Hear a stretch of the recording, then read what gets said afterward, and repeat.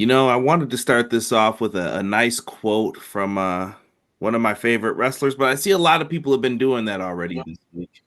But we'll get into it. Oh, sorry, that was when I put the poll in the chat for y'all, so you got a little reverb there. My bad.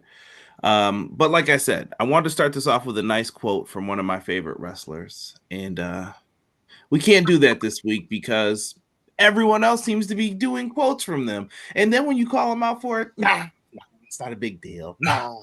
What are you talking about? What are you talking about? What do you want to talk about? WWE Fastlane is in the books. We got a lot to recap with that. We have rumors. We have confirmed breaking news that I just put up a picture for. So all that is going to be happening, all that and more right now here on Clash of the Podcast. And Two things. I know what's happening. Number one, we're late because of me. Conrad, love you, bruh. But let's do it now. Conrad, drop that thing.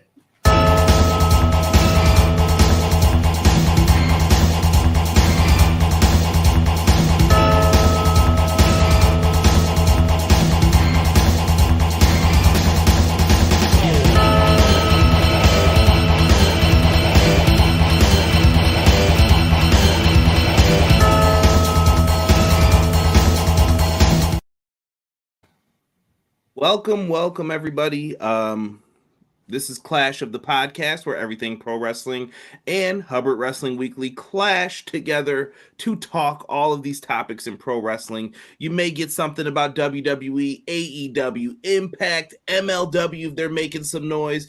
NWA's got territories coming back. Maybe we'll talk about that. Could be a plethora of things. So make sure you guys are locked in with us. Sean's YouTube channel is in the description below. Make sure you guys show love to that channel. He talks about combat sports, boxing, UFC, pro wrestling, you name it, he's got it. Before we get into tonight's show, a little bit of a programming note for next week. Sean took the heat for today because he had to deal with something. I have to deal with something next week, which are these beautiful teeth of mine. So I got to make sure that I have to go to the dentist, and I will try to reschedule next time so that the dentistry time is a little different, because Clash of the Podcast was not into my workings for when I made these last two. Who the heck does that dentist think he is? Who does he think he is? They drill grills, baby. DDS. You know how they get down. So, Sean, welcome, and lots to talk about in this entire week of wrestling. And I know you guys left a bunch of comments. I will try to get to those as well. But first, you, Sean. Yeah, man, really happy to be here. Crazy day at work that's built all the way up until the day, up until right now, which is why I'm late. But I'm so thankful to be here. A little bit late, but we continue the streak, man. We're continuing the streak. We have not missed a week since our inception, and I'm really excited about that. We will not be missing a week next week either. We're going to start a little bit late next week, but really fired up about everything that's going on in the world of professional wrestling. A little bit of concern about my boy Jey Uso, even though he's a new World Tag Team Champion. And no, I'm not concerned about him having a nice little drink before the press conference. Not talking about that. Allegedly having a drink before the press conference. That's the rumor. I can't say for sure he had a drink before the press conference, but he definitely came across a little inebriated. But we don't know that for sure. None of us were there. But yeah, what's gonna happen as far as him kind of maybe riding in the shadow of Cody Rhodes? Will that dim his light a little bit? How do we feel about that? How do we feel about the new storylines that are coming up? How do we feel about Roman Reigns being off the scene for so long? There's a lot to talk about, Conrad. Let's get into it. Joel in the house says he's ready to go. Sir Quills came in. He said, what it do though? Conrad, Sean, chat. Sir Quills is back again for my favorite part of the Monday. My two favorite bros in the podcast game, Clash of the Podcast. He continues with saying it's episode 58. Shout out to Sean and his classic New York Giants. It is the Carl Banks episode of The Clash. Let's get into it. Quilly is my guy, man. Shout out to my guy, Quilly. Shout out, and I got to do it in advance now. My guy, Derek. Derek, don't feel like I'm turning on you, brother. You're my guy, but I got to give Quilly a shout out too. No, Derek, I'm turning on you. Be on time and do what you say you're going to do. Wow. All right. Doug, I got to give Derek a hard time. Doug, he puts Monday. Oh, wait, I messed up. I didn't read the first part. Monster truck announcer voice. Monday. It's that time again for the Clash. That was good. Huh? That was good. I watch way too much pro wrestling and I've seen way too many monster truck ads. Nice. That's the problem. But I'm glad you are in here, Doug. Guy will gamble in here. What up, everybody? Funny thing, I thought I was in with the funny line, but it was in the link for tomorrow. I guess I'll read it tomorrow. Guy will gamble for we're doing our Dynamite review tomorrow as well for those interested. So maybe if you can't check out the Wednesdays, come over for Title Tuesday. We are going to review Dynamite instead of NXT, but we might even talk a little NXT. We're going to talk about that here tonight too. So you'll enjoy that. Let me see who I missed. B-Boy Skyline said Tony Khan paid Jacksonville to win yesterday. He paid off the refs. I don't want to get into the what I think happened with that game, but I'll keep it to myself. How you feeling? Your quarterback's out, right? Yeah, well, I mean, I don't wish. I'm saying this as nicely as I possibly can. I don't wish injury on anyone, but I'm very happy about Tyrod Taylor. Let's just put it that way. I wish. Yeah, thank you. I wish he wasn't in the game. I wish that. What's his name? I'm forgetting his name. Daniel Jones wasn't on quarterback. But I don't wish any injury upon the young fella. He's just not a good quarterback. That's all it is. Let me say this. Tyrod Taylor, $40 million for this guy. Hey, you got to pay the cost to be the boss. You get that first round draft pick QB, you getting some bread, baby, automatically. Listen, some people think it's crazy that Geno Smith's getting paid when he's getting paid for the Seahawks, even. But Tyrod Taylor and Daniel Jones are similar quarterbacks to me. Me and my friends, I'll never forget, we were playing basketball. It was after we had just lost like a league game. We lost most of them, to be honest. We were playing with some really good cats, though, and we were just sitting there talking about it. Someone was trying to tell me that Tyrod Taylor should be our franchise quarterback, and I said no, because I don't think he could throw the ball as far as we need him to. I think he's a great quarterback. I think he's a good person. I have no issues with Tyrod with that stuff, but I think that him getting into the game when you need him to get that long ball, he can't do it. That's not going to get you to the play. That's not going to get you deep into the playoffs, I should say. But he was the quarterback that got us to break the treacherous, we can't make the playoffs feeling. He's your Mark Jackson. Mark Jackson of the Golden State Warriors. He got them to the doorstep, and then unfortunately he didn't get the rings because Steve Kerr got all the glory. Well, some people say Mark Jackson's really the brilliant one behind the Golden State Warriors. Yes, he is. Ray Thompson says, "Happy Monday, everyone! Almost time for the Tuesday Night Wars." LOL. And Guy Will Gamble yelled at me saying I needed to put a thumbs in the middle option for the poll. I could not. The final results were 90% of you said that it was a good show. Somebody definitely put it 91, then it went back to 90. I don't know who that was, but I saw you do that. M. Leezy Fo Sheezy says, good evening, everyone. Good evening, everyone. Wonderful way to start the best pro wrestling podcast in the game.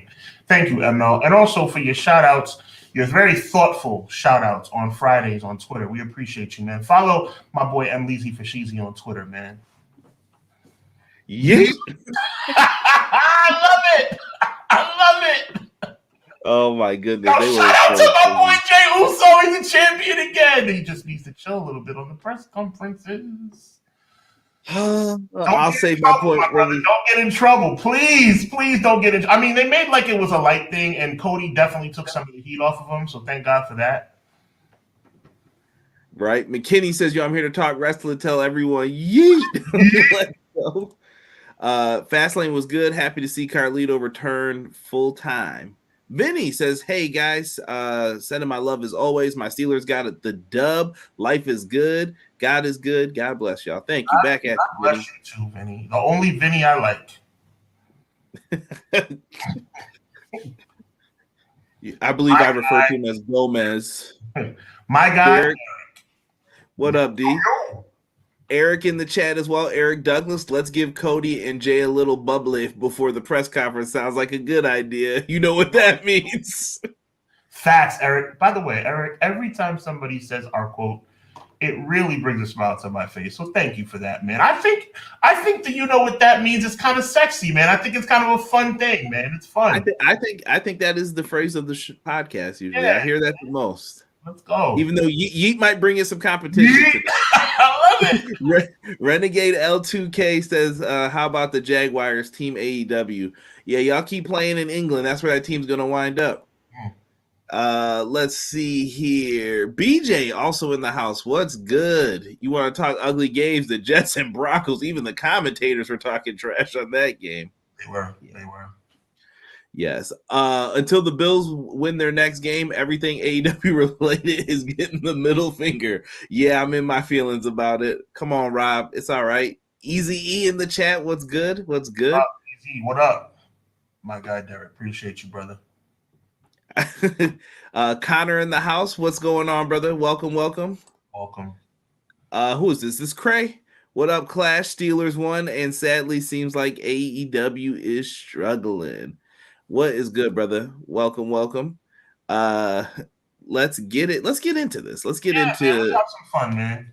I started us off all late and everything. We got to pick up the pace, brother. We'll be moving in this. So first, we got to look at Jade Cargill, who arrived at Fastlane to be greeted by Triple H. She came in like she was ready to wrestle. Yeah. She was looking like it was time. She was coming in like it was time. I guess I'll have to be Cody with the, with the dog barking. I mean, Jade, I don't know what else to say. She is presented like a star. Look, she looks like a star.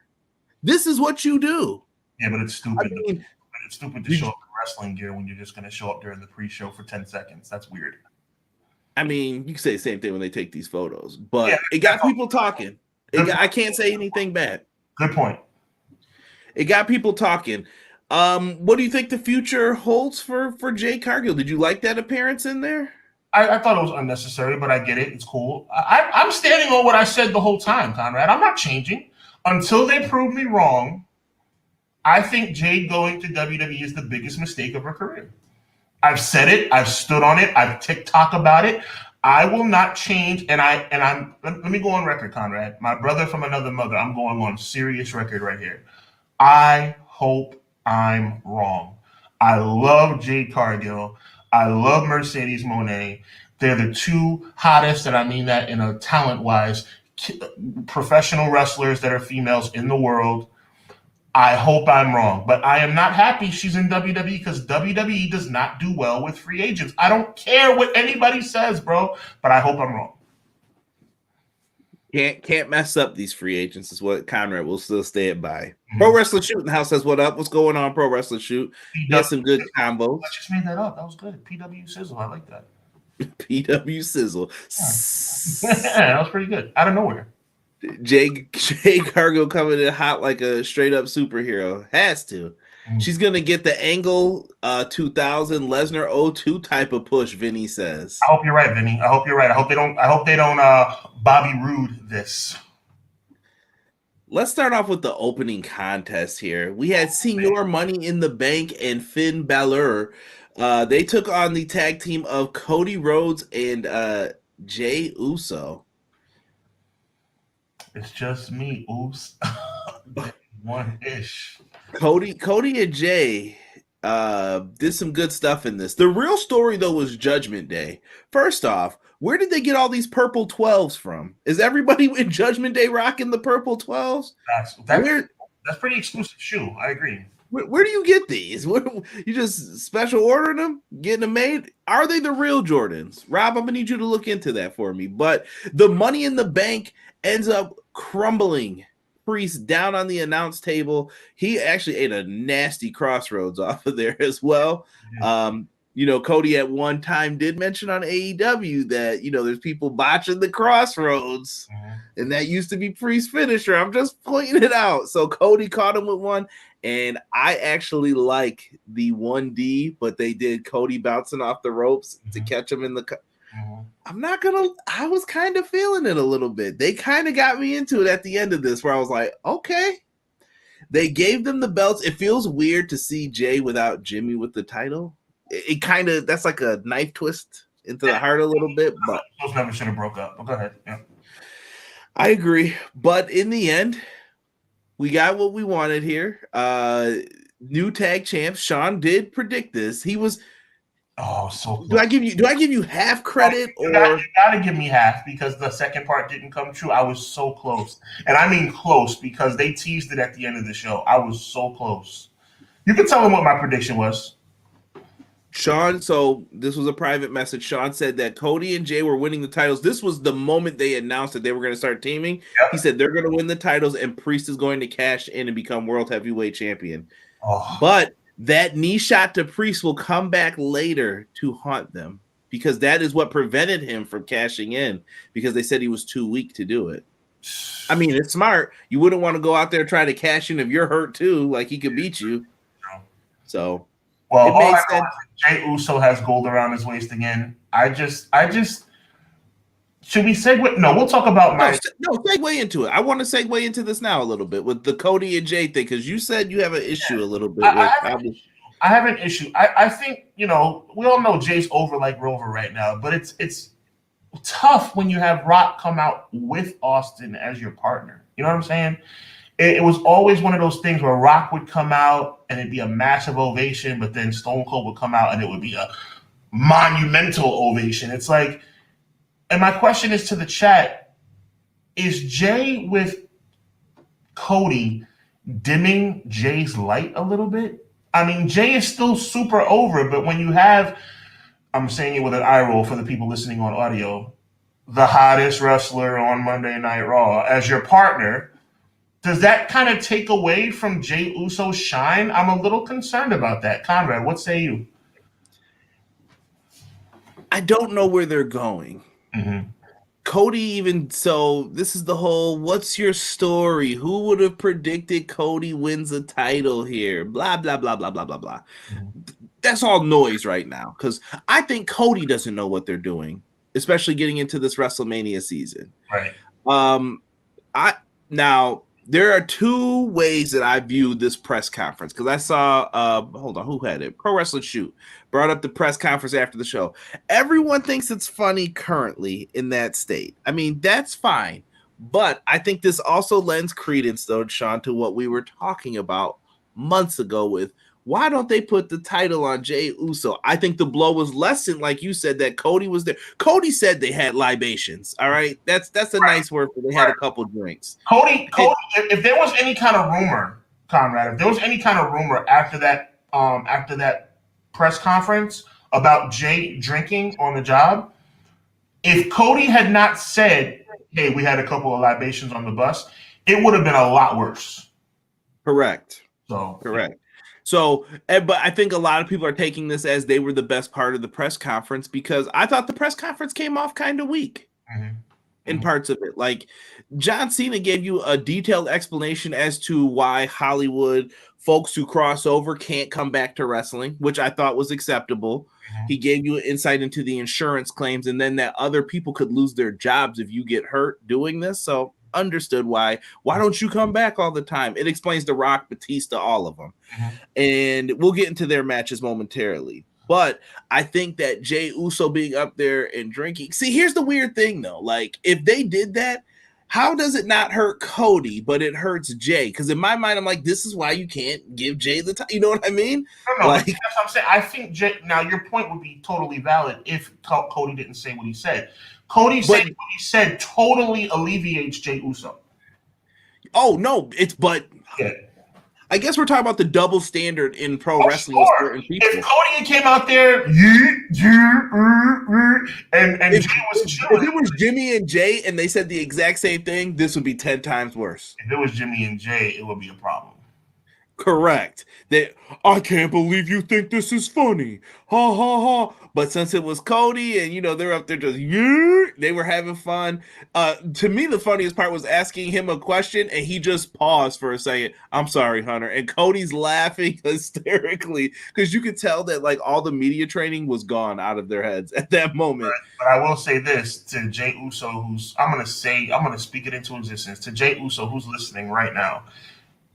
Don't do that no more, bro. Just don't. We don't need you to have anything in your system that is not anything good. I've been defending this guy since day one, and you said that his situations outside the ring, which have been laced in alcohol, is the issue. We don't need him coming. Cody saved him. Cody saved him this time. I just listen, Cody took out the pepper and salt and he seasoned it up.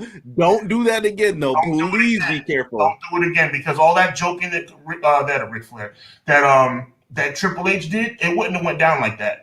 And you know what? There's a drinking story with him too from a comedy show this week, but I'm not even going to bring that up this week. But be careful, y'all, with the alcohol and when you're on the microphone and in public.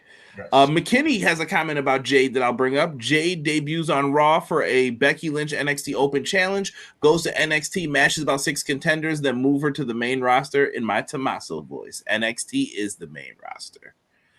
We'll see. We won. Get Vince McMahon out of here. We'll talk about that momentarily, Tokyo. Welcome. Rob says they are real. They are field purple 12s. Okay. Mid-card Cody Rhodes. Here we go. Wrestling Twitter never fails with this. I'm wondering if Jay will turn on Cody. Steve Kelly, good point. Welcome to the chat as well, Steve. We were just talking beforehand. I don't know. What do you think, Sean? Do you think I can see the Jay and Jimmy match, and they need to buy time for that if it's going to happen at Mania. But I also saw, you remember what I was saying? Like, is this the ultimate setup? I hope not. Ooh. I'm going to say something that really bothers me. That really bothers me to admit. They screwed up this storyline so bad. Jay's definitely turning on Cody, and it's really sad, because that's exactly what's going to happen. Jay's gonna fall back in line, and this whole thing, and I'm not gonna take credit for this. I have to give it to my tag team partner, and I'm gonna use his exact words. This whole 3.5 years now will have all been for nothing. Jay's gonna rejoin the bloodline, because him and Cody being tag champions does look weird. I never said it didn't. I just thought it would be a cool idea to finally do something different, which I'm very surprised that WWE did. WWE actually pulled the trigger on something different. Wow, somebody must be using their head for a change. But knowing WWE, they'll have a rematch tonight, and the Judgment Day will win it right back. Something stupid like that. But Jay's definitely turning on Cody. How in real life could Cody and Jay ever get along after everything? That makes no sense. McIntyre's a babyface, y'all. You better start listening to Drew. He is tight. Yo, Drew has been making the most sense. First of all, dummy. You guys are, first of all, and talking to the fans and talking to me. You're cheering for this guy? This guy has been the bane of this entire company's existence with his big cousin for 3 years. Now all of a sudden he says yeet and everything's okay? Like, are you kidding me? McKinney's got a good one here, and Pro Wrestler Shoot agrees about Jay turning with us, that he had just brought it up too. McKinney says Cody shouldn't have any belts until Roman.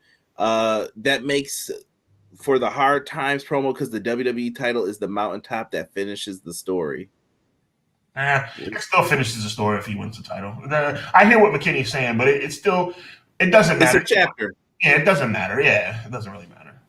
It's very random, but I figured I'd share a laugh. Stokely tweeted Ethan Page, texted him to call 281-330-8005. Back then, they didn't want me. Now I'm hot. They all on me. That's a big boy anthem right there. Gotta be. He has a few brews. You never know. WWE has done more to promote Jay than AEW did in 2 years. Hold on now. Now I got to pump the brakes on this comment, Eric. That is not true.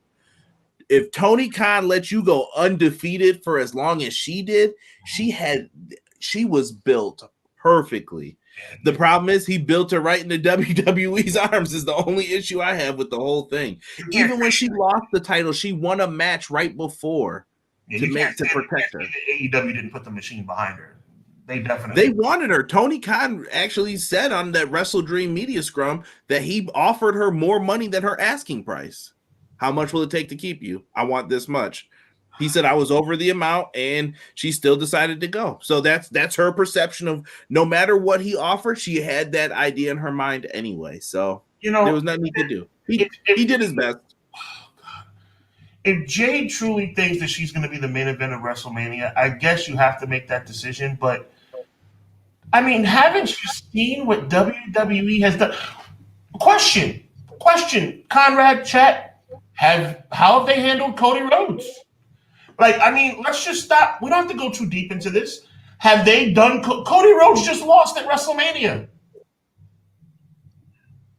I still think that they're trying to tell a story with Cody. Now, would I have done it this way? No. But I do think Cody is still important. She said she talked to Cody before. Cody is the key. I'm telling you, you guys losing Cody Rhodes, the moment that happened, I could feel the doo-doo coming. Like that's all I can say to y'all. Like, I was like, oh no, y'all let somebody who had the keys to the kingdom. He may have not been the main one. He didn't have all the keys, but he had a lot of keys that opened a lot of doors. And now they all know. Hey, Cody, how's the water over there? It's warm. It's warm. You should get in. You should try it. Jay, come down here. It's bubbly. Ricky, you interested? Wardlow. We like muscle guys. That's why I think Jade's gonna fit in. And with that breaking news that we're going to talk about, because I don't even know if you saw it, Sean. I sent it to you, but I don't know if you got a chance to look at it yet. Don't look at it because I want to surprise you on here then. My job is kick my butt all day. I haven't seen a thing. That's fine. What about the Taylor Swift thing? I don't even want to get that.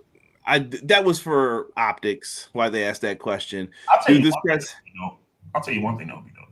What? If Rhea actually was interested in Jay in the storyline, that would be dope. Mm-hmm. I mean, we know that's not going to happen, but maybe one day.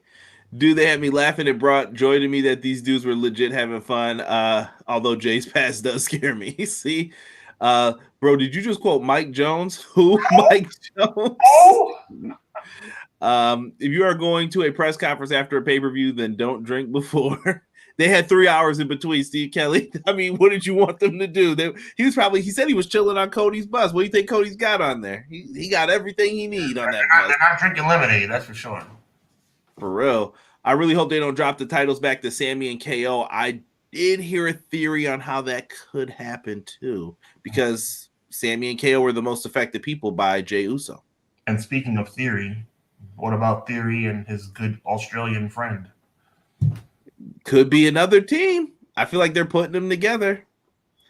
Cody and Jay will lose the titles on SmackDown to The Business, but then Jimmy helps them win, and that's how you get the bro versus bro match, and Cody is locked in on SmackDown to chase Roman. That could be Triple H's announcement. We never heard who the trade was for Jey Uso.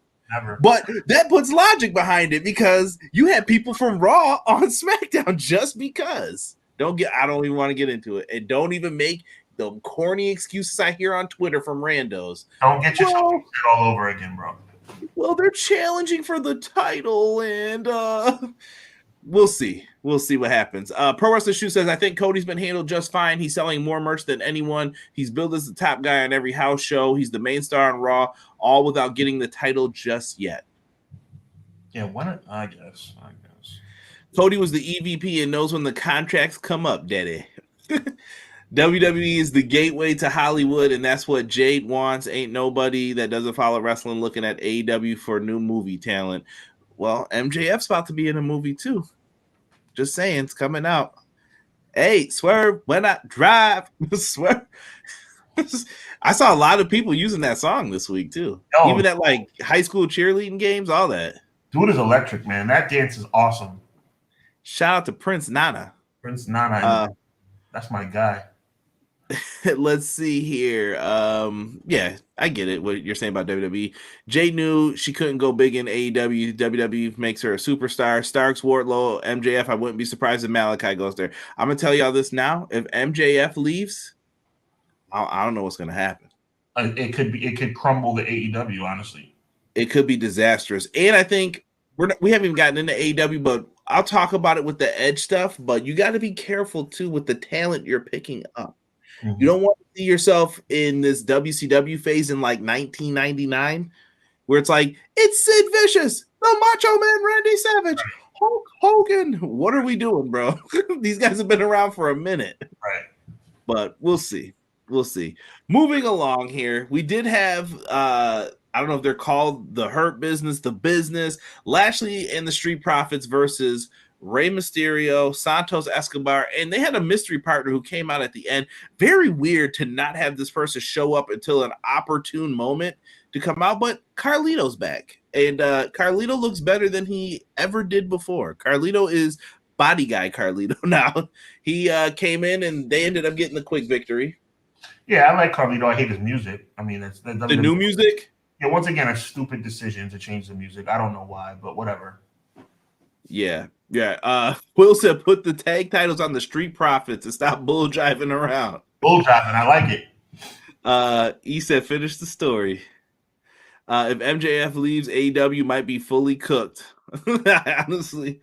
We got someone trolling in here. Hit the bricks. All right. Vinny says, hate the new music. Me too. Yeah. I spit in the face of people who don't want to be cool. I mean, did you think change that though? I don't understand what WWE's doing. Touching stuff that doesn't need to be touched, bro. Let me ask you this. Did the Street Profits and Lashley losing here, does this hurt them? I feel like that's why they did like the surprise, like, oh, we didn't see that coming. What? I mean, you had to let Carlito win in his first match back, but if that's the case, don't book him against the Street Profits because yes, it does. I don't care what the loss is. The loss hurts them. I'm sure they'll rebound. But now it's almost like you have to have Bianca Belair join the team. Like it's like, because I hate to say they're getting stale already because the potential is through the roof. But now there's another person joining their team. Remind me to tell you that. Okay. Finish your point though. Bianca has to join. At this point, they have to like their potential is monumental, but now I'm almost like waiting with bated breath to see, okay, well, there has to be a fourth member. Right. And it makes me wonder, too, if Dragon Lee will join the other side. Like, could this be their Survivor Series match if they get Dragon Lee? And then that leads credence to the rumor of who I heard would join them. Odyssey Jones. Remember, he was called up to the main roster, and I believe he was like a free agent. But he's got a Mark Henry type look. He could be the muscle for them. Meanwhile, learning stuff while backing them up. You said the Trick and Mello should join, but how long are we gonna keep him in NXT for? My goodness. Next up, we did have Solo and Jimmy versus John Cena and LA Knight. Yeah. John Cena. First of all, I don't know why John Cena is being so demonstrative with his moves. Like he was a little bit corny on Saturday night, but the right team won. I mean, I'm obviously a big Jimmy and Solo fan, but the right team won. At this point, you cannot have LA Knight lose at all. Like I don't think LA Knight's going to lose for the next 3 months. Like I think LA Knight's going to be white hot going into the Royal Rumble, where he's going to be the odds-on favorite. Sean, I have a fear for your boy LA Knight. I hope that they don't put him in that match with Roman at Crown Jewel. I think it's AJ. Like, if you're asking me to put money down, I'll say it's AJ Styles, but I do have a little. You can see them doing it? I heard the rumor about it would be Cena at Crown Jewel. And then Cena rides off into the sunset. They haven't really given us an indication who it will be. Maybe we'll find out on SmackDown this week. Wait, when does he come back? The 14th? He comes back this Friday. Yeah, the 13th. I'm sorry. Yes. I'm thinking of a concert I got to go to on Saturday. I hear that. But, yeah. Social Climber? You know how it goes, man. Thundercat, bro. Got to see him live. That's what's up. Not those Thundercats. I know we got some older 80s babies in the chat, too. Not them Thundercats, but Lionel. Not at all. This something that was DM'd to me by my boy. Yeah, shout out to Quills, man. Quilly said to me on the DMs, he was like, yo, how stupid is it they're calling it the season premiere of SmackDown? Like, how stupid is that? First of all, it's October. New TV shows drop in September. And if this is the season premiere, then what was the season finale? Like, it's so stupid. WWE's always doing the most for no reason. For no reason. Speaking of the most, BJ gets on them about the music. He said this Def Rebel in-house WWE music group absolutely sucks. If it's true, it's one half of CFOs and they hired the wrong one, because I think the music is the worst it's ever been, I think, for this company. It's really bad. Let me see. I got a lot of people didn't see the pay-per-view. Carlito got that generic superhuman music now too. Bro, everybody's got it. It's bad. With synthesis and Fruity Loops beat like everyone else. Terrible. The business is outnumbered when you look at it, so they should have won the match. Getting jumped when Cruz and Del Toro get back. I heard the same about Cena Roman at Crown Jewel. Also, LA Knight's name was thrown into the mix too. I hope they don't do that though. They said Jay leaving the bloodline was the #1 moment in SmackDown history. Yeah, pump the brakes. Wow. Thundercats, yo. The singer Thundercat. Look him up if you haven't. All right. LA Knight, yeah. You better buy Dragon Ball Do-Rag if he's selling them at that show. Love some Thundercat. See, BJ knows. BJ knows. But Cena and LA Knight got the win. Cena did kind of say something about his performance in the match. Sean, alluding to kind of what you were saying. Like, he took most of the heat in the match and LA Knight got the hot tag. It was weird, but it felt like a house show match. Does that make sense? Yeah, I mean, I'll never knock John Cena. I mean, I have knocked John Cena because I think John Cena is just like The Rock because he only came back because they were on strike, but I'll leave that alone. But he did stick around for 2 months. That's really cool. Like, he came back for 2 months. I think that he should challenge Roman Reigns for the title, and he should go out on his shield, and he should ride off into the sunset. Yep. I can see that happening. Thundercat, how do I look in my do-rag? I love it. Oh, here we go again. Charlotte with her 37,000 title shot. What are you talking about? She's got another one. She's well protected in this feud. It's disgusting. Charlotte Flair. Charlotte, Io, and Asuka had themselves a nice triple threat match here. I enjoyed the match for what it was, but Sean, I can't help but say I was a little smizzed here that they had Charlotte basically have the match won dead to rights, but with Bayley's interference, and it helped Io retain the title. Hit the nice moonsault out of the figure eight. How long are we gonna play this game until we give her the belt? Like we know what this is leading to, right? Charlotte Flair in her promos. Oh, wrestling's fake. All wrestling's predetermined. Yes, we know wrestling's predetermined. I never used the word fake. That's a disrespectful word. But when Charlotte gets out there on the microphone and says, I'm Charlotte Flair, I get to skip line, that's the truth. That is the honest to God truth. And you guys better get ready because 15 times is coming. And I might break my television. I swear. I mean, she makes me more angry than the Bloodline storyline. She makes me more mad. She makes me more angry than Jimmy turning on Jay. Yeah, I don't think it's a good idea to have a babyface talking about how they get to cut the line and stuff like that. It's so stupid. Like, are you a face or are you a heel? Come on, bro. I think she should always be a heel, personally. They said Charlotte returning last year to win the title is the 4th biggest moment in SmackDown history. Please stop bringing these moments up, y'all. I mean, you're a heel. You know why you're a heel? You have no hips. You're a heel. I'm glad Charlotte lost. Tower of Doom spots are one of the things that, there are certain things in wrestling I would ban if I ever had enough money to have a company on the main stage. Tower of Doom spots, banned. I would have you better not. I wouldn't do that if I were you because I do. It's an overrated move. It means nothing. The Tower of Doom spot is really corny.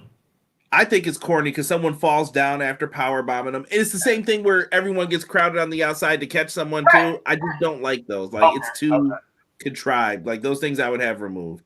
And I would stop people from doing that dive between the ropes unless you're certain people who do it really good. Yeah. Io retained the title. At least this one WWE got right. Can't be mad. This one right until they give her a one-on-one shot and she wins it at Crown Jewel. Let's get to the main event, Sean. Shinsuke Nakamura versus Seth Rollins. In this feud, I think Nakamura has been presented well. He was given a lot of credit here. I just don't like the setup, if that makes any sense. This is a last man standing match. Last week, by the way, we had Nakamura. We had Nakamura counting. Sean, do I need one? Okay, I'm awake now. Two. I'm up. Oh God, this last You match were feeling this? garbage. No, I wasn't feeling it because I knew what was gonna happen. Shinsuke should have won the freaking match. I'm sick of I've this seen crap. a lot of guys come back from hurt back, Sean, to do what they had to do. Yeah, I don't believe it either. At this point, this was the spot in the match where I was like, Nakamura better win this. He hit him with the red mist and put him through a table. Yo, I'm gonna say this very tongue in cheek. I'm going on the record. Tongue in cheek, it's a joke. But seriously though, Shinsuke did enough things to Seth Rollins to literally stop his heart from beating ever again.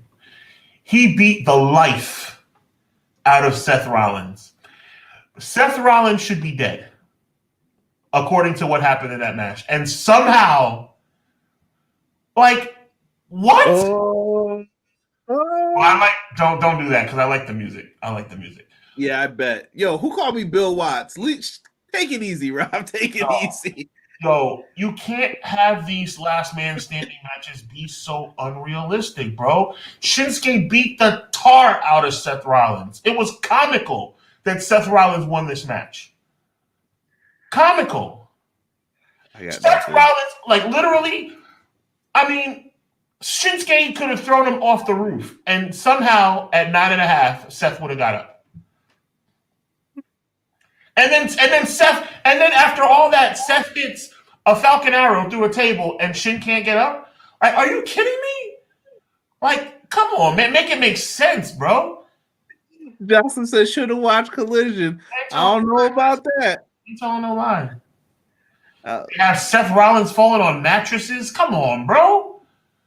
Collision had a tag title change too that opened up. So I forgot that it started at 7. I'm not full disclosure on how I watched this. Rob was on the phone with me and he will tell you the truth. I said, what did AEW just do? Because I saw new tag team champions. What? They got smoked, someone told me. Really? It was bad. Yeah. FTR got brutalized and just whooped on. And Cash never even got into the match, so that hurts. E said, is it true the first half hour of NXT is ad-free? That is true as of today, E. Yo, WWE is so petty. Oh, my God. Seth fell on a bed. I didn't see much of the match, but I saw that clip. Yeah, they said, that hard platform is Seth bounced up like a kid when you toss him down for a choke slam. He went boing. I was cracking up. I thought that was funny. Yeah, hurt backs and have chill. Wow. Yo, I had to catch myself before I read all of that. Crazy. They didn't give it to Charlotte, so I'm thankful. Look at that. Let me see here. I honestly thought that Nakamura would have won the title due to the fact that this was a last man stand. Seth Rollins said my back is broken and beat him. How am I supposed to feel seeing that? I like Seth Rollins, but I didn't know he was Superman. You never know. CJ, you said you should DQ someone that got thrown over the top rope. Take all the mats up too. Quit calling me Bill Watts. Said the top rope moves is an instant disqualification. They did. I used to watch that WCW. Let's not bring that up. Brian Pillman, God rest his soul. Brian Pillman's going up to the middle rope. You know what that means? Going in. Seth Rollins was very 2011 Cena-esque. Yeah. AEW is going over 10 minutes tomorrow night. Oh, so Tony Khan got an overtime now for his show. See, here we go. It's going to be an arms race. Collision had 5 people there, Conrad. Copeland didn't even run to the other side of the stage. Shinsuke should have won. Seth Rollins, spinal. I know what that's from. You better leave Mike Tyson alone, bro. I would have had Nakamura barely win, then have Priest cash in, then everyone goes, so I'm happy, but I don't have the pin. Tell him, Sean. Tell him. I said that Seth should have lost. Nakamura should have had his moment for about 1.5 minutes, and then Priest should have cashed in. I don't know why they didn't do it. McKinney, that sounds like a good idea. You know what that means. Byron, you know what that means, shirt. It's available right now. The threadless link is actually updated down there, so you guys can get them right away, just one click away. Show love for the show. That's our signature phrase. Rollins has never hit as world champion to me, Vinny says. Woo. Really, Vinny? I like Vinny, but that's kind of a hot take. I think he's been a good world champion. Maybe not this time around, but like The people really look happy. he's had some good. Well, look, I like Seth in 2023. You don't. What? The issue was listen, we'll stand on this. Seth Rollins as a performer is not bad to me. That is not my issue. My issue is the fluidity of the gimmick.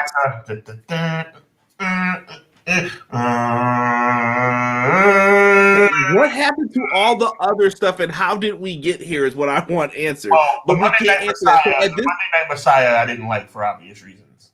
But you get what I'm saying, though. Like, I saw how we got to there, but then I'm like, now how did we get to here? Because I got a theory now. You ready? He was the Monday night. By the way, I'm very tongue-in-cheek about Monday Night Messiah for religious reasons, but I'll roll with it. He was the Monday Night Messiah, right? And then what did he become? Think about it. He was the Monday Night Messiah, and then he became the Drip God. You stretching this real hard right now. I'm not gonna let you do that. This is like some school lunch meat right now, and I'm not going for it. It's a stretch. I admit it's a stretch, but that wasn't. You gotta admit that was pretty good. That was pretty good. He was the. You can't even see that cheese. You can't even see that cheese no more. He just tried to lay down. Bro, he was the Monday Night Messiah, and then he became the Drip God. That's all I'm saying. Gomar said, "I'm trying to figure out." Kyra's still trying to figure out what Seth is laughing at. Ain't nothing funny, Seth. I don't get it. That gimmick. Derek thinks that gimmick sucks for Seth too. Derek's heard me talk about it honestly beforehand. Priest doesn't deserve the heavyweight title. Come on now, D. Hold on now. Derek not showing no love to the Judgment Day. Okay. We'll get into that, but breaking news. We were talking about it before, and other people have alluded to it. Endeavor has handed creative control exclusively in the hands of Triple H. Shout to Sports Kita for the picture. You think? Not brain surgery.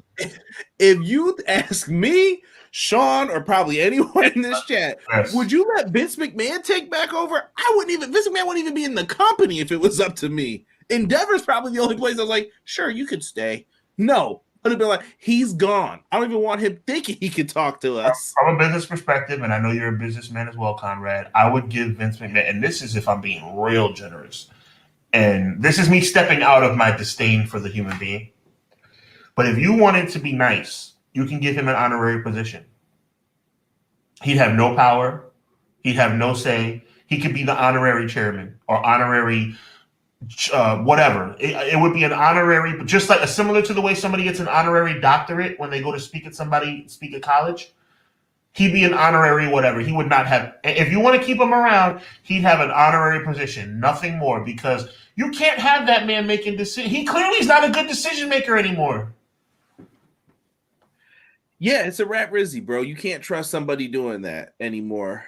His laugh is so annoying, Vinny said. Yeah, very true.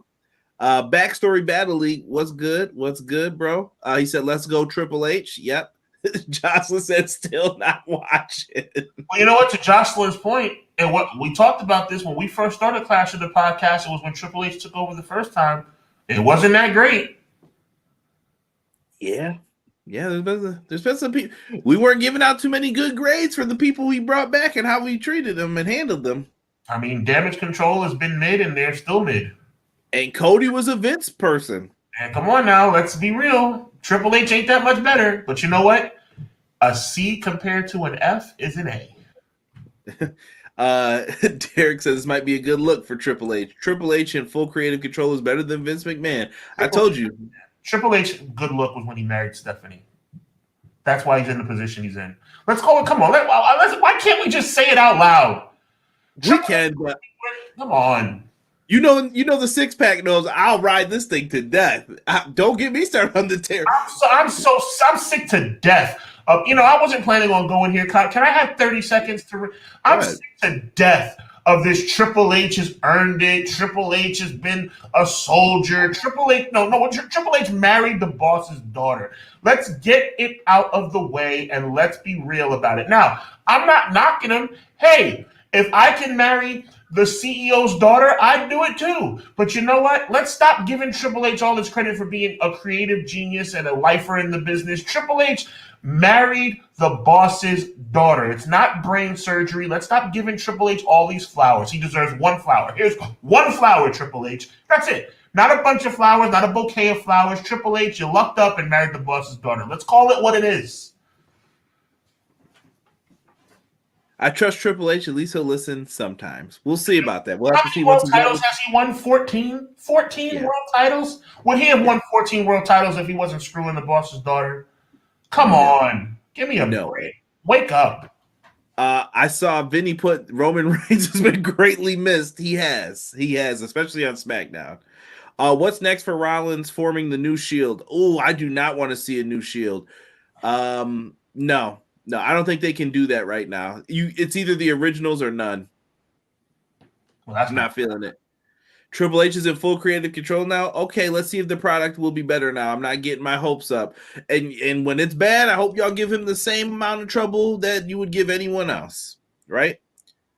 That is not true. I will not repeat that line that I just saw. Triple H marrying the boss's daughter was a good creative decision. Wow, Matt. Wow. Yo, that's the move that screams Endeavor is slowly pushing Vince out due to that Fetty Gov-ish. Why did you write it like that? Sorry, that made me laugh. Yo, there's no other reason for Vince to be pushed out, whether it be his alleged incidents outside the ring, whether it be questionable story writing, just for his mustache. Kick him out of the business. Just if for no other reason,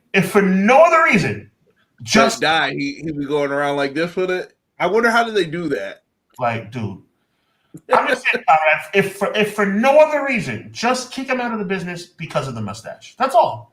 Yeah, Gomez McMahon gotta go, but he is gonna keep his bread. He knows what he did. Like, he forced everyone to do this. Like, I don't think y'all understand. Like, he wrote a letter saying, I will not sell, I will not listen to television deals until you all vote to bring me back.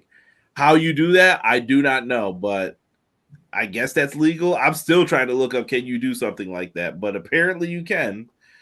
Triple H respects Roman's reign of terror. That's why he's booking continue. Is Triple H really in charge this time? Lol. We'll see. Triple H is a master in the ring. Unpopular opinion. Triple H at Miz is the most complete superstars character-wise and wrestling-wise. Why is that mustache the only thing the Mister is talking about? Oh my goodness. You guys are hilarious.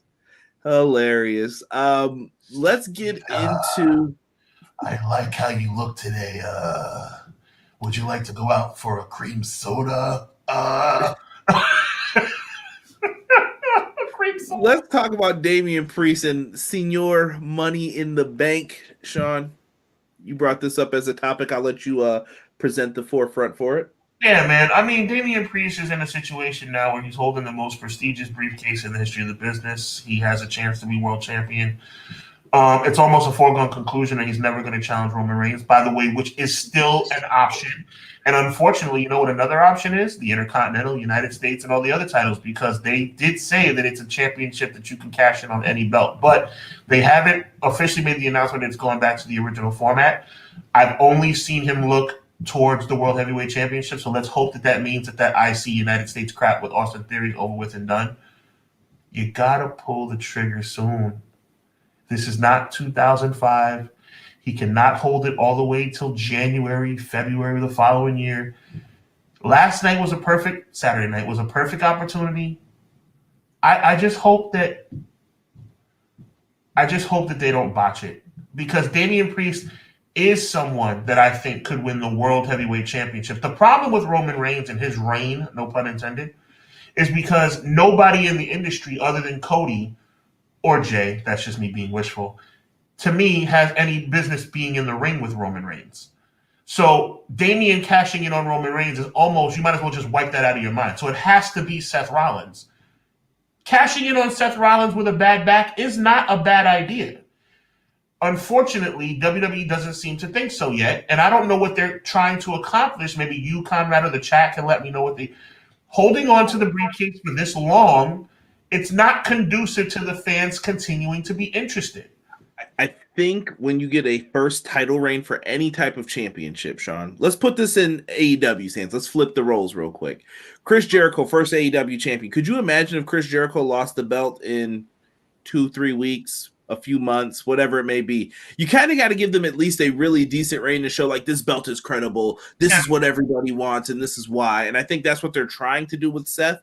And they're also trying to protect Seth from the I'm not number one. I am in the Macho Man Randy Savage role, boo-boo face that can go on because listen, I've told y'all, and listen, CM Punk's my boy. He was in the same role. He was in the exact same role at one point in time. Oh, you're not main eventing tonight. John Cena is, but you're facing Chris Jericho. You're going to get the best wrestler to work with. What? But you're letting the Big Show and John Laurinaitis main event with John Cena? You make a point, bro. You make a really good point. It's to protect you because they're feeding you this stuff like you're gonna get this eventually. We're gonna do this with you, and eventually those promises don't get fulfilled, and then you start to realize how come I can't do this? Like Punk asked when he came back, can I wear MMA shorts and I have people who want to sponsor me for things? Can I do that? No, we will never allow that. Brock Lesnar shows up a couple months later, and he said he looked at the monitor and looked at him, and he just went, right. Wow, I couldn't do that, but he can. And that's when the issues start to portray themselves in here. It really does. That belt won't mean anything until it main events on the same show as Roman, in my opinion. Which it never will. And I agree with you 100%, Vinny. It never will. If Roman's on the show, that title will never main event, and I agree with you. If you can get that belt in a main event slot that has Roman Reigns on the show, people will start taking it more seriously. But unfortunately, I don't see it happening. I also think that it devalues the mid-card titles because to me, the World Heavyweight Championship starts feeling like how the Intercontinental Championship should feel. It's how the United States Championship should feel. But you can't do it because people just don't believe in it, and those belts are viewed as mid-card titles. It's a sad reality. So here is Priest at a live house show. I don't know which show this is at, but he is still carrying around that briefcase. And this was moments before on the pay-per-view. He said he wanted to go out there, and they said no. Rhea looks like she has cemented herself as the leader kind of Judgment Day. She said, it's not a good idea to do that tonight. Your knee is hurt. It's not worth the risk. Does he become champion when he cashes in, Sean? Yes. I think Damien Priest, and I'm going to tell you why. I think there's one reason you can almost, because there's no guarantees, and WWE will always find a way to screw it up. There's almost a guarantee that he's going to win. You know why? Because of Austin Theory. That debacle that took place with that briefcase last year, it almost ruined Money in the Bank. That debacle that took place with the way he used that briefcase almost ruined Money in the Bank. So you have to have him cash in successfully. You cannot have Damien Priest cash in unsuccessfully after what happened last year. You know what that's the victim of too, though? This goes into what some of the release people were saying. Vince McMahon's vision had certain people moving on up. Then when Triple H got the pen, he pushed them back. Now they're like, did you forget about me? Like, right. What do you think of me then since you're in charge? But then Vince is back, and then they're like, am I still getting pushed? Vince doesn't remember anything. He's like, you're like a broken toy to him. I don't know. I'm doing whatever I want today. It's Monday and I'm ordering a steak for breakfast. Right. Like, who knows what's going to happen and what they're doing. So I felt bad for some of the people in those roles. How is Theory up here and then he's been moved and regulated like down? But they've given Theory a lot of roles where you have to be trusted. Same thing with Grayson Waller. They've been in there with main event talent and I need you to deliver. And I think they've knocked it out the park, both of them. They have, but I mean, the sad part is with all that, even the 150 million click man, Austin Theory, I'm still not enthralled with him. I'm still not enthralled with Grayson Waller. I like Grayson Waller, but I don't love Grayson Waller. And with all the rub, to use his word, that he's been getting, you're not getting there yet. Like, it's like a slow build, and it's not a slow build in a good way. When I hear Grayson Waller's music, when I hear Austin Theory's music, I'm not excited to see what's going to happen. That's a problem. It's true. Steve Kelly says, Sean, you're right. I still predict Austin Theory will still be a world champion as long as he keeps his head screwed on straight. Right. McKinney says, I like what they're doing with the Money in the Bank briefcase because we get to see him watch and stalk Rollins until he picks his shot. But I definitely liked how Rhea took it from him to protect him and stopped him from a botched cash in. Right. Oh, botched, he meant to say. I had the same typo the other day. that's why I caught it this time. Yeah. When you first said, I was like, I think I got what you meant. I got what you meant. I had the same exact typo the other day, man. Derek said boring. What a hater of Priest, bro. Listen, Priest has what they want, though. He's tall. He's got muscles. He can do moves. He's big. He's the prototype for what they want. The question is, once he gets it, how long is he going to keep it, though? Right. I think there's going to be a lot of people. There's going to be a lot of fans that want other people with that title, but we'll see. He said, when's Otis getting his Money in the Bank back? They gave it to Miz for a cherry-picked title run that he lost in 2 weeks. Grayson Waller effect with the bloodline. That would be interesting. Derek making sure we know who he was talking about. Yeah, I was about to say, you definitely made sure you knew what we were talking about. I think the reason Damian Priest cashing in wins is a reward for the way he handled the Bad Bunny match in Puerto Rico. Plus, he looks the part of a champion. Yeah, but does he do it with the Judgment Day is the real question. I don't know. You know what? Give us one on Raw for a change. Give us something on Raw for once. It doesn't always have to be a PLE. That's where Miz cashed in, though, right? Yeah, Miz cashed in. I'm talking about like a Raw with fans. Yeah, we don't count the pandemic era. Transition. We don't count. To me, Drew McIntyre has never been world champion. Yo, I feel bad for Drew though, because Drew was over at that time. Like Drew had something, and then it just went. Hey, look, it's not our fault that you won that Royal Rumble. I know Drew deserved it though. I really thought that was Drew's time, man, because he was over. And you know what? I know I'm being funny with you guys, but it's true. Like at the end of the day, Drew McIntyre, it was a bad situation, but it's like you can't just give it back just because the fans are back. That was his moment. 2020 was his moment. It just didn't work out. Matt Lopez says, I read online Karrion Kross needs a push. Yeah, push out the door. Dang. Wow, I'm easy. Wow. Rhea stopped Priest from cashing in. Why? Priest's knee got injured with the briefcase shot. Hold on, I'll pull up the picture. Earlier. So when he got smashed in the knee, that's what ended up costing him by JD McDonough, who is trying to join, and it seems like he might take his spot. That's what I think. I'm glad you hit that right on the head. I think McDonough is going to join at Priest's expense. I wonder if they find a way to take the briefcase from him too, because that's always an option too now. Mm-hmm. Give the briefcase to someone who could actually win. The issue with Reigns was the Money in the Bank briefcase became moot when the titles were unified. You didn't need them anymore. Mm-hmm. Mm-hmm. That was the crazy part with it. Somebody said NXT WrestleMania. Let me bring it up. They said NXT WrestleMania 17. Yeah. This is crazy, bro. WWE is so petty. So on NXT tomorrow night, they say they're doing this because they have a TV rights deal coming up. Could be. AEW will also be on tomorrow night. We'll get into that when we transition here. But we have Carmelo Hayes versus Braun Breaker. John Cena will be in Carmelo Hayes' corner. They're both the Boston guys from Boston. And you got Braun Breaker with Paul Heyman. Paul Heyman's, the sides of his hair are gray now. We're going to have to update that. I'm starting to think that that's a game, though. I think that's like a story. I think he grayed his hair on purpose. I think that's because they're talking about it, if you notice. Yeah, to prove that I think that the whole bloodline stuff is like getting to him finally. Because I would have thought the same thing, like, oh my God, he's getting really gray. But when Michael Cole started talking about it, I was like, oh, they did that on purpose. Yeah, I think he's been dying it for a few years. Yeah. Cody has a big announcement. I'm going to predict that this announcement is, if you will, Daddy, the Dusty Classic coming back. And that's really lame if you brought Cody down there to just say the Dusty Classic is coming back. Really lame. Really lame. I don't know. Do you have any other idea what it could be for Cody, No, Sean? it's nothing. He's gonna come down there with the tag belts. He's gonna, what do you want to talk about? We're gonna talk about the Dusty Classic. Roxanne Just to have Perez. him on the show, bro. This is one of the most petty moves I've seen in a long time.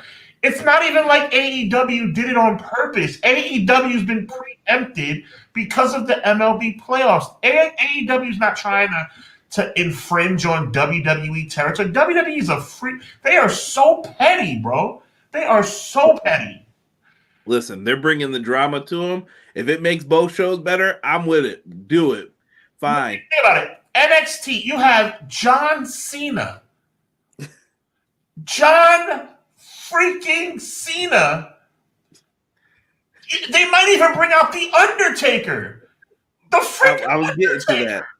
Dude, they got Asuka versus Roxanne Perez. That's going to be a great match, but are we going to have Asuka lose at the expense for ratings again? Yeah. Like, I just don't understand why we do it. And a lot of people in the chat were bringing up, don't forget the Taker tease. Yep. JD McFunko Pop. Wow. Leave that man alone, E. Leave that man alone. That's funny. Drew's about to be in a team called McRiddle. I'm so glad he's doing the work he's doing right now. Touche. You're right, BJ. Touche. Oh my goodness. I still call him Jordan Devlin. Yeah, it's a rat, Rizzy. Taker tease. Dude, the Taker why did you need Undertaker? Come on, bro. It's ridiculous. This is out of control. Like if I'm you know what? I'm gonna not watch just out of the pettiness edition. Yo, Sean, please tell me you saw the trollers though on like Twitter putting up the WrestleMania 17 graphics with yes. It's ridiculous. It's like all of a sudden, oh, by the way, we'd like to announce a special guest ring announcer for tonight's match. The Heartbreak Kid. Or better yet, Heartbreak Kid is not even good enough because Shawn Michaels would come out like, obviously he's Shawn Michaels, NXT Shawn Michaels. They might say guest ring announcer freaking Roman Reigns at this point. Like, it's out of control, man. Are you kidding me? Like, all of a sudden, the NXT Tag Team Championship are going to be on the line in an open challenge. Oh, so it's like, what? Yo, M. Leezy said NXT WrestleMania first 30 minutes, no commercial. It's been stressful without Roman. I wouldn't have been surprised if he showed up, like in the parking lot in his car. What's up? Yeah, like Pro Wrestling Shoot, we were talking about this earlier. If I'm WWE, I'm doing it too. I said the same thing. If I had WWE's resources, you said, what do we do against AEW? Okay, I got something for you. 2 hours before the show. 2 hours before the show, right?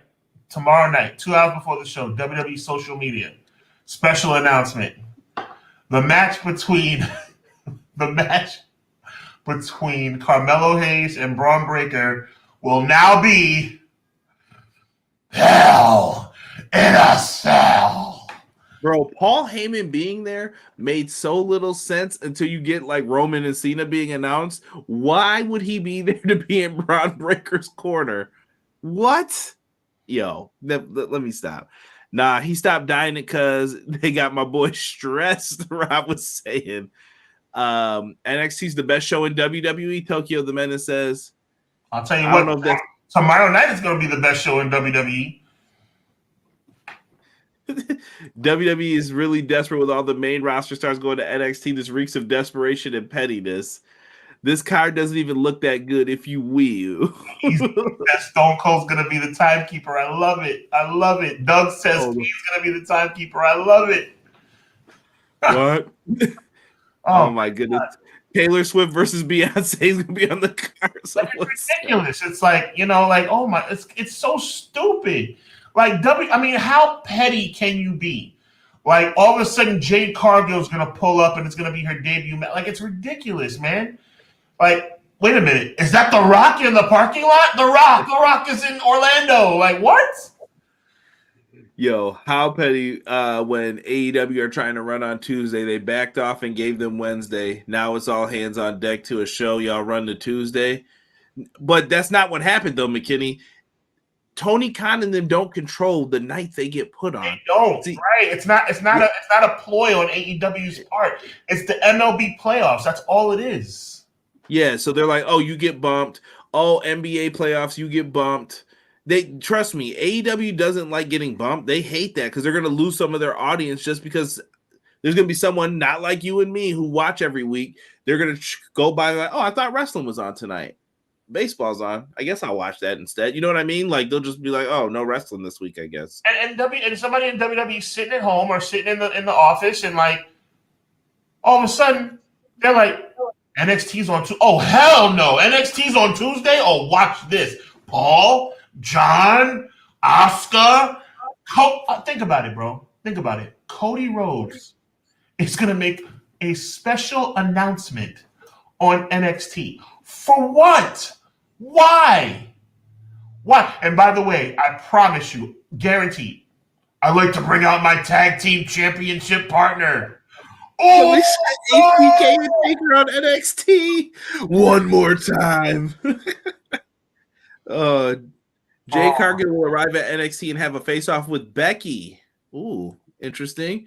Why was Trick Williams' title reign so short? I couldn't tell you. Unless they're both getting called up. I don't know. Yeah. I like it. Yeet. We need to have this much energy when AEW keeps running the same time as Impact pay-per-views. Hey, I mean, wait, isn't that when? Well, here's the problem with Impact. Impact has to move. So, like, if WWE was like, "Yeah, we're moving NXT to Thursdays," Impact needs to go to a different day completely. 100%. Yeah, they have to avoid them. Even with their pay-per-views, they started doing Friday pay-per-views sometimes, and I'm like, I'm not mad at it. I get it. Like, they're gonna have to keep bouncing around. It's just a sad part of the game, unfortunately, with this. It's NXT versus Edge, so they teach Edge a lesson. What? Hub, you want The Rock to show up at NXT in the parking lot with the chances he gets jumped? I do. I want to see his butt get kicked in the parking lot. I love it. Get out of here, Rock. Dwayne. NXT's getting everything the Saudi Prince wanted. Yokozuna versus Goldberg in the main event. I'm done. Honestly, though, how AEW is going, I think NXT would beat them without the main roster appearances. They might. Just announced for NXT. Roman Reigns conducts Tribal Court 2. Like, what? See, all of a sudden, like, the whole bloodline is out on NXT on Tuesday. Let's be real, Zero Casuals watch AEW. They know when that's on. I mean, listen, they lost 200,000 people last week, supposedly. Like, where did they all go? All these people just didn't disappear. I don't think everyone's a CM Punk fan. Where are they? Oh, by the way, CM Punk's debuting tomorrow night on NXT. We are lost. What a way to start. Why is Conrad crying looking at the screen? Nobel Prize. What a way to start off NXT. What a surprise. We told you we'd be here every Tuesday. BJ said have Roman beat down Cody in the parking lot. Roman came because he knew NXT's parking lot is the most dangerous place in professional wrestling. Rock ain't getting beat up in the parking lot says his track pants days. I know, but you bring your tail to Tuesday, I'm gonna make your fans not watch. They didn't pick though. It wasn't them. That wasn't them. It wasn't AEW's choice. Yeah, and they can't go to Saturdays because they'd be like, well, why would we have Collision and this on at the same time? That's what makes it so petty on WWE's part. WWE knows that AEW is not making a power play for Tuesdays. They've been bumped to Tuesdays because of the MLB playoffs. This is so stupid. AEW straight losing all of their fans, bro. Casey, tons of others on Twitter have been complaining.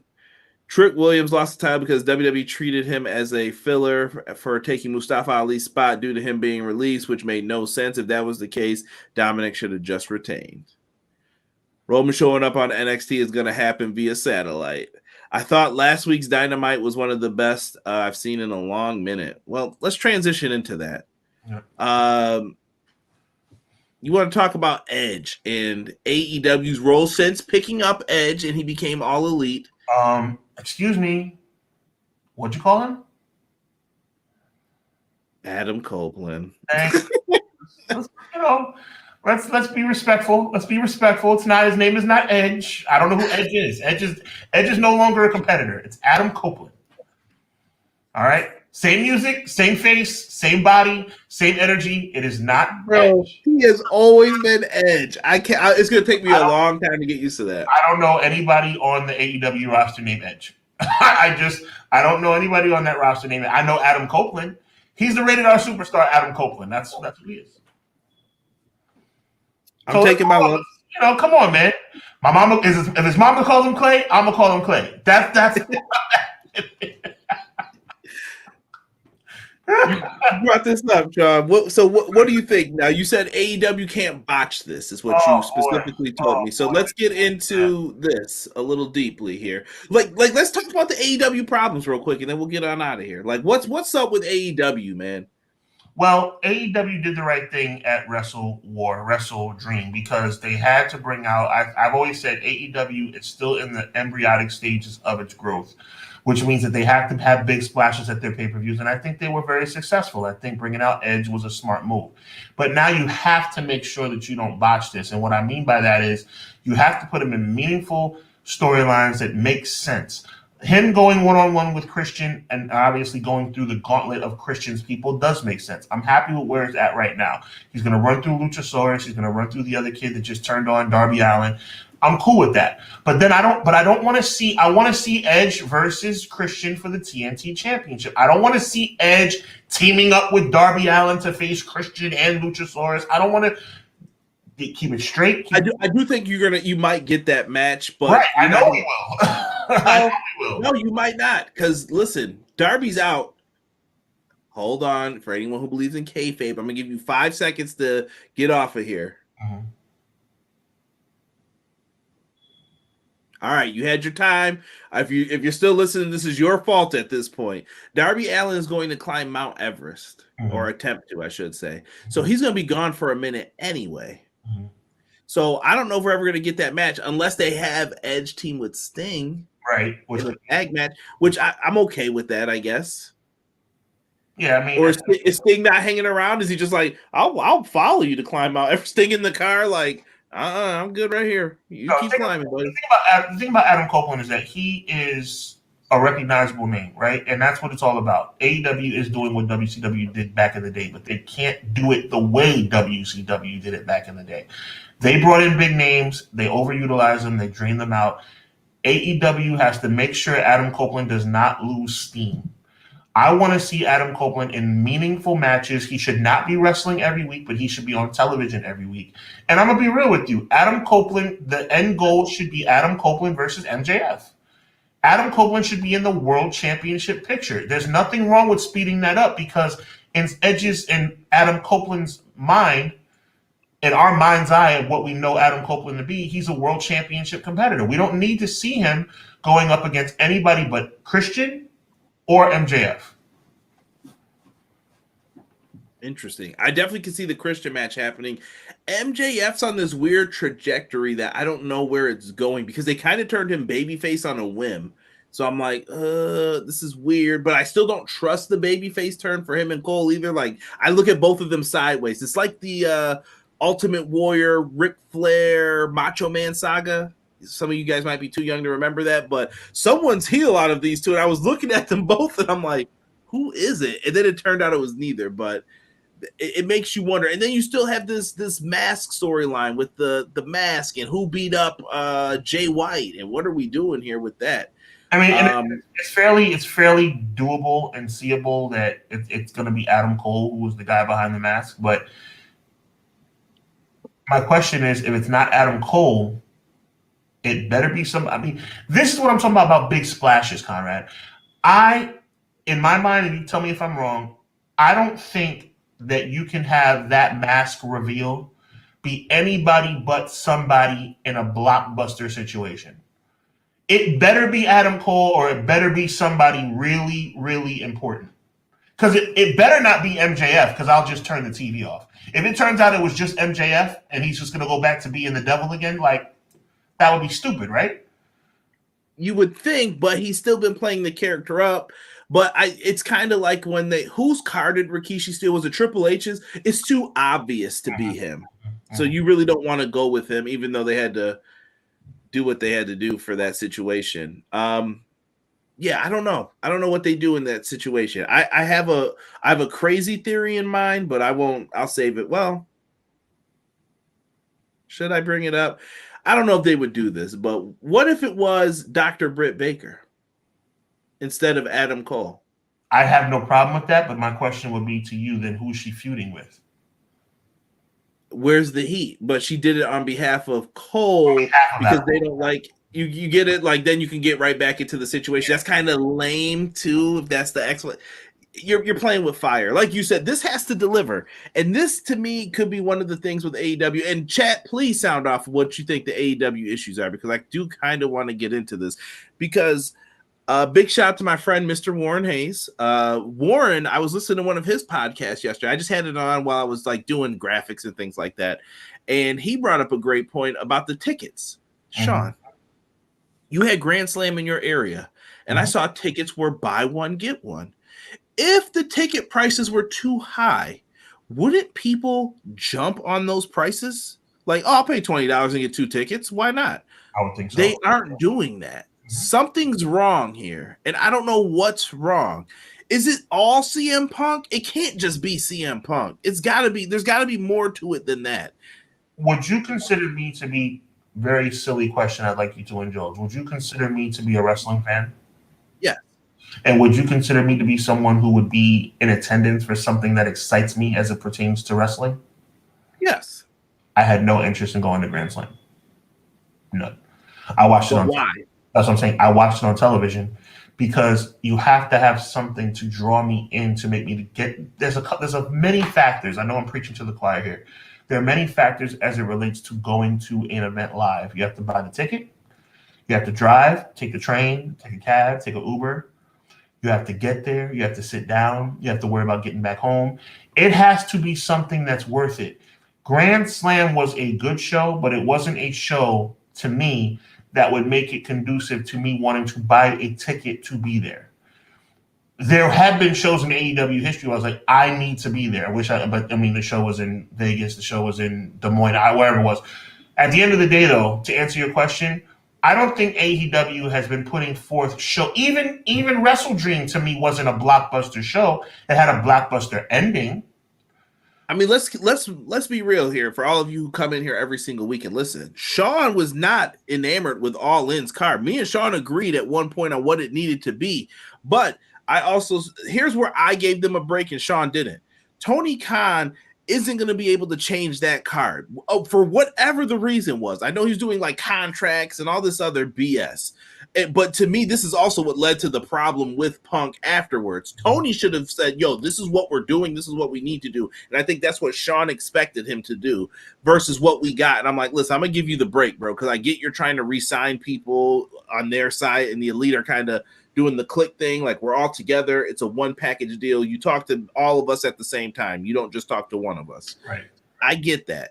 And it's kind of weird to have members of management doing that with talent. Does that make sense? Like you're friends with the talent and you know the leverage that you have too. It's weird. So you're looking at that. You didn't want to give them a break for that. I'm mad at people for saying All Out was a good show. All Out was not built well at all.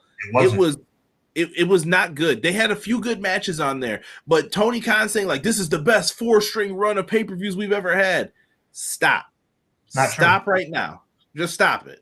Because nothing is reflecting that. And I'm an AEW fan. I want AEW to succeed. I cover AEW every Wednesday. I think I have missed very few shows of it. And I didn't do a Wrestle Dream review. And if they're going to more pay-per-views, I'm going to miss more pay-per-views. You're going to have to wait until Clash to get what we thought about the shows. I'm sorry. That's what it's going to be. I can't do all of this. And they're trying to expand and tell me that they're doing great, but I don't see it right now. I don't see positive movement. It's concerning because I don't think anybody's seeing it. I think AEW, for whatever reason, has fallen into a little bit of complacency. And that's a problem because these days should be as hungry as they've ever been. You have to. You can't lose that hunger for what you're doing. I want to read some of these comments in here because we got some interesting things popping up in here. Tokyo the Menace says AEW too many dream matches instead of storylines. Agree or disagree, Sean? I agree. There was nothing behind nothing behind Zack Sabre Jr. and Daniel Bryan except the fact that they were two of the greatest technical wrestlers. I think that people use dream match too loosely today as well. Dream match is Hulk Hogan versus The Rock is a dream match. Stone Cold versus Hollywood Hogan would be a dream match if it ever happened. Those are dream matches. Is Bryan Danielson and Zack Sabre Jr.? I mean, I guess you could argue it if you love technical wrestling. Sure. I don't mind saying that. But some of the matches people are saying are dream matches, I don't see it that way. And I think you're right. I think they are overusing that word and that term. And it you know what it does? It sets you up. It sets you up for failure. Just like saying this is going to be the greatest professional wrestling event in the history of professional wrestling. And then you put on a good show. But you know what? You're disappointed because it didn't live up to that. You saying that this is a dream match. It better be Hogan and Andre, because if it's not, that's a problem. Let's go to McKinney here. In my bad news Barrett voice, AEW, I've got some bad news for ya. Adam Copeland isn't a needle mover like they thought, because that crowd told it all. I could be wrong, and this next show might sell. I don't know. That show, it only got 800K, and I know they're saying like, oh, the DVRs were messed up and things like that, but Adam Copeland is not a needle mover the way he was a needle. He would have been a needle mover 10 years ago. We all know we're getting him in the twilight of his career. I think it's a good signing, but I said they just can't blow it. They can't blow it. All this dream match versus story stuff is straight WWE brain, he says. Agreed, Adam Copeland should be world champion in the world champion picture. I feel his match with Christian won't be for the TNT title because I think Christian's dropping it to Bryan Danielson. And I'd like that. I like Danielson too. Cody could announce Pillman Jr. He could. Rob, when I see you, we're fighting automatically. I don't care if it's your birthday. So we were talking during the pay-per-view, and he said, what if Chavo comes back for the match to help Ray out? And I said, if I hear "Ooh, Chavo," you are done the next time I see you. Like, Taz mission automatically. Don't even ask what happened to you. Why did you do it? Done. Someone said, I think it's Jungle Boy behind the mask. If it's Jungle Boy, I will turn that TV off. I'm not even joking. I will be very upset with that. Okay, people are getting to the Trick Williams. I'm trying to find the Edge stuff, guys, or Adam Copeland, excuse me.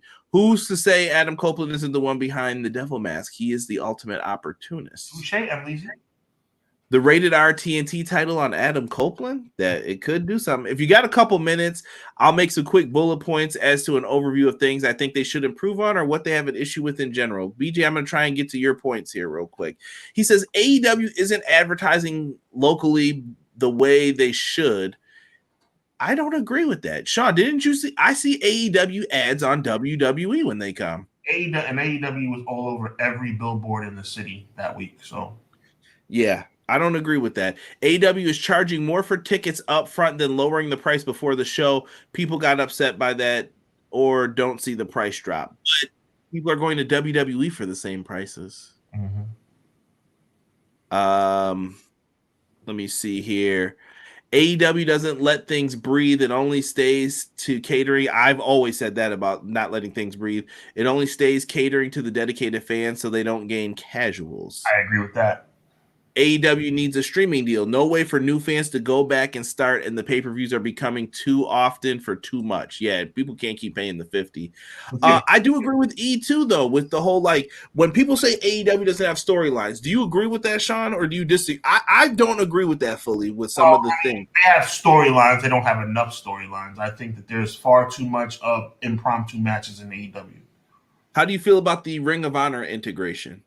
I think the Ring of Honor integration is cool, but I also think that the Ring of Honor integration is somewhat watering down the product as well. They should, the fact that they had so much Ring of Honor influence on All Out, like we were talking about, made the show downgrade a little bit. Let me see. Was that it for BJ's points? I think so. AEW puts on better and more entertaining matches week after week over every other company, yet I never see them making much of a reach outside of their dedicated fans. And he said one last thing, though. Waited with bated breath, BJ. Let's see here. Derek said it better not be Jungle. Wow, Derek. Wow. Tell us how you really feel, Derek. B-Boy Skyline thinks we're getting MJF Omega in 25 days. I did see the BTE skit today with that. Where did you happen to see that online? I did. We'll see. That's one of the matches that I'm like, so some of the matches they kind of have avoided doing as well. Why haven't we seen MJF and Kenny Omega yet, or MJF and a partner versus the Bucks? Like, there's some matches that haven't happened, and people will be like, that hasn't happened yet? I'm like, nope. It's weird. Don't get me started with the Punk fumbling of the bags. We had Punk wrestling some people that you were like, what? Yeah. And we didn't get this match? Yeah, it's crazy. It made no sense. They dropped the bag on a couple of them. Oh, like Triple H said in 2013, Edge was never a draw. I saw people post that. That was harsh. It was. And you know what? Let me say this real quick, too. To all the people giving Edge garbage, too, like, it's not Edge's fault. What I think happened was, Sean, Triple H and Vince and them have their direction now. They're going with these younger guys. This is who they're going to work with. And what ends up happening? Oh, no, Edge, we don't have anything for you that's going to be good. Unless Edge is going to be all right with being like the second match on the pay-per-views and stuff. I mean, okay, sure, we can do that. Less money because I'm not going to pay you for doing that as much. You know what I mean? Like, they kind of forced them out. Right. I agree. I mean, but I thought they had momentum going when Edge came back initially. I thought Edge, world championship at Money in the Bank, world championship at WrestleMania, he could have easily won one of those matches. I mean, obviously Roman Reigns won his iconic run, but at the time, Roman was only about a year into his reign when he faced off with Edge.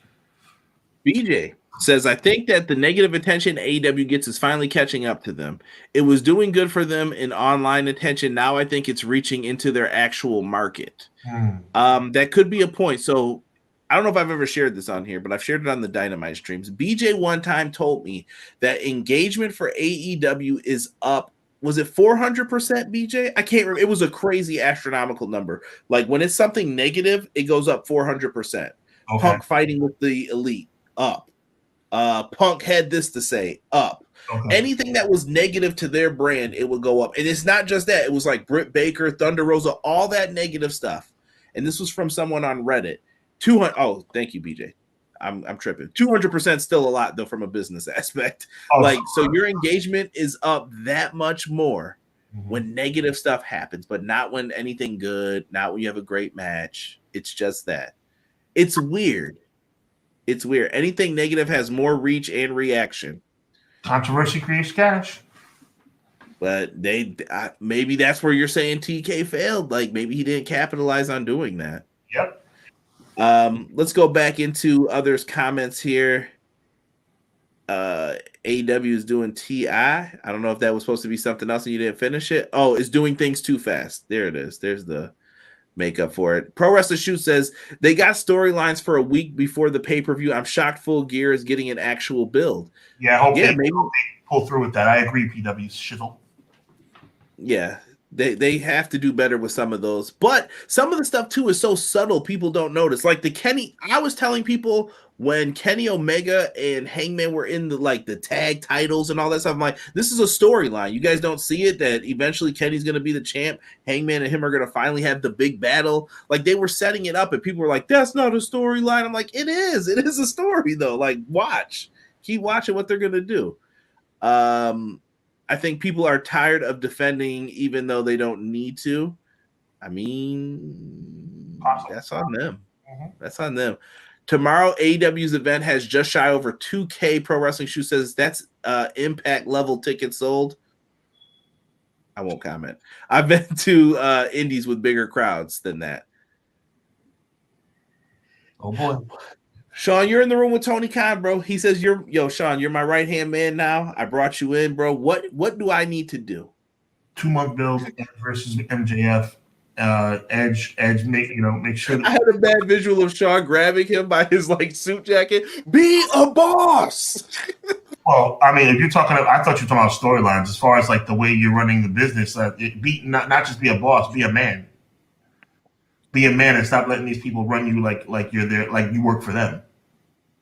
You have to stand on your own too and just chop down some of this stuff. Let me ask you this crazy question for the chat and everybody too for this one. Do you reach back out to CM Punk if you think that this is an issue? You would call him back if you're Tony Khan and be like, yo, listen. I'm calling it right now. if WWE signs MJF and or Edge, AEW will go out of business. There will be no coming back from that. Wow. That's a tough reality to face. AEW cannot survive the buzz that would be created by MJF and or CM Punk going to WWE. AEW should be doing everything in its power to even sign MJF before he goes on the market, even though MJF probably won't do that. And and Tony Khan should be on the phone with CM Punk. Listen, whatever it is, let's work it out. Because MJF and CM Punk are the franchise. The numbers don't lie. There's something there. Edge's next few would have been Cross. Glad he left. Somebody said, "Wow." I know it sounds funny. Tokyo's kind of being tongue in cheek, but that's true. I mean, yeah. It would have been Karrion Kross. It would have been all of a sudden like Edge versus one half of the Viking Raiders. Like it would have been ridiculous. BJ says, I also think a worldwide market changes things. For example, how many non-English foreigners comments do you see about John Cena or something else hyping it up? You don't have that with AEW. Hold on, I'm going back. Most of AEW comments spam is all too smarky or all WWE trolls with reactions and comments. Hubs, my dude, the fact, say it with your chest, TK, say it with your chest. It is a fact, Mo. It's like, I mean, they're mad at it. AEW needs to build new stars. When WCW was taking talent, WWE built up Austin, Rock, Triple H. Why wasn't MJF and Starks the first true company rival? And speaking of Starks, thanks for bringing that up, Ransom. Speaking of Starks, what's he been doing over the last couple weeks? Winning tag titles and taking L's. Wasn't Starks on the verge of being like a main event star? CM Punk and him were fighting on TV every week. Ricky the Dragon. It seems like Punk was trying to pull him up. Yeah, and it seems like a million years ago now, even though it was like 2 months ago. That's the problem. That's the problem right there. Starks was on the verge of being a superstar, and now we can't even remember. Like, was he on the show last week?